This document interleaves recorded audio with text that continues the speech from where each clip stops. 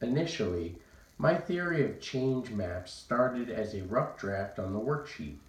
As I began to have further conversation with team members and my classmates, the thought process began to evolve into a larger whiteboard frame. Note that the light yellow and electric green post-its are additions from the original sketch. To streamline the initial process, I will briefly recap Phase 1. The Vermont Veterans Outreach is a military contract that aids veterans with connecting to the benefits that they have already earned, helps them with the transitioning process to civilian life, and works to locate resources to assist with current challenges that may be impacting them from living a healthy life. As there are over 43,000 veterans in Vermont, it is important to have consistency in supporting them in creating the best after military life to aid with their integrity and provide outstanding customer service from one veteran to another. This is hard to achieve when there is the consistent concern of the program not existing beyond the 1 year contractual marker. The target audience would be our veterans, but I believe that it should also include those who are employed by the contract, like myself, and the main goal of supporting the VA. Currently, there is no focus on making this program permanent as the effort to renew annually has been an ongoing process since the contract's inception. It appears that this contract is not a priority until the contractual end date gets close and people scramble to figure out the necessary paperwork to continue the program. In fact, there have been several years where there is a gap in service.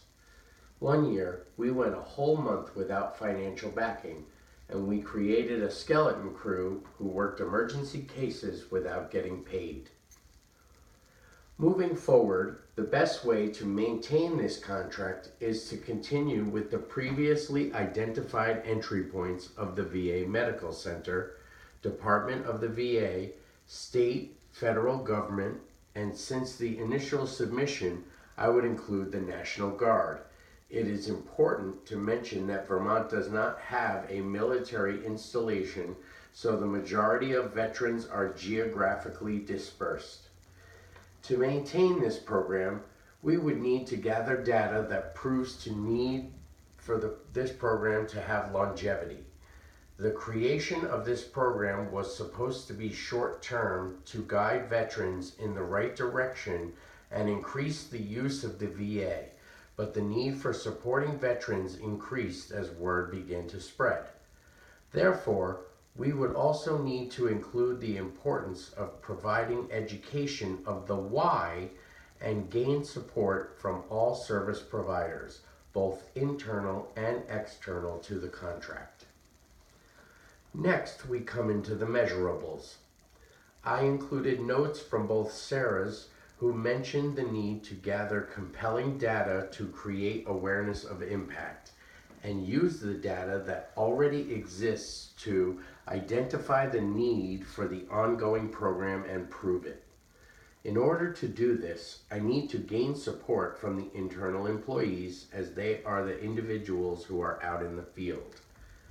Though I believe there to be some pushback, I think that people will get on board as they are as passionate about their clients as I am. The effort would be to shift people's mentality through repetition and solid ideas that this change theory is in the best interest for the client and our team. In fact, by improving our existing data gathering, there is room to gain a larger picture of the true need. Currently, we already have data on award demographics, number of veterans by country, to include repeat offenders, single versus couple family, and graphs depicting the usage since the program's inception, but not the comparison between the VA and Veterans Outreach Program.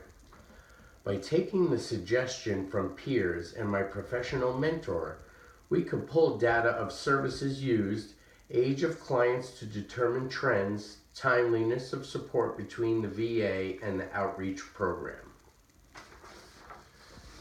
From there, we could gather input from the clients and create opportunity that they are supporting other veterans, current and future, by assisting us. This safe space would be anonymous, where veterans can aid with testimonials and help to show impact. This overall story will help to make a lasting impression and not a short-term initiative. As for the need to include the entry points, service providers, and partnerships, there is the potential for a collaborative working group that brainstorms solutions to make this a more permanent program. This group would become educated or find a resource to assist them on the knowledge to turn a term contract to a more permanent entity. This group will also focus on determining who the decision makers are, and if there is a higher group of people outside of the contract who would have a vested interest, and if there is a potential partner that has already not been established. For the sketches, I inputted the need for support from team members, as they are the front line to the veterans. By showing that they matter and their opinion is important, there is a value in helping to make the duration of the contract longer. They have the ability to become a part of the solution that will live beyond their working years, and people can reflect back on the team that made a difference. As for the heart of the program, the voice of the veteran is important. If we collaboratively focus on the intent to help others, then people will want to help, and the process will validate them as a whole. This could be done through the use of an appreciation or satisfaction survey, testimonials to encourage others to use the program, and storytelling. It is easier to relate to someone who has been through what you have and can put themselves in another's shoes. For both entities, it is the why. Why do we do what we do, and why does my voice matter? It matters because it is the act of giving back to someone who needs that additional support. Once data is gathered and the story confirms that the need for the program still exists, then the creation for a collaborative working group of service providers would be beneficial. These are entities outside of the contract, like the VA, the hospital, state, federal, nonprofits, and community members. The intent would be to find people who were knowledgeable of the contract, how to increase its longevity, and able to help process permanency, with the inclusion of financial support, all of which would be dependent based on the input gathered from the current contract's employees and the veterans willing to assist. Of course, this would be a moot point if the data gathered determined that there was no need for this contract to continue for a lengthy duration.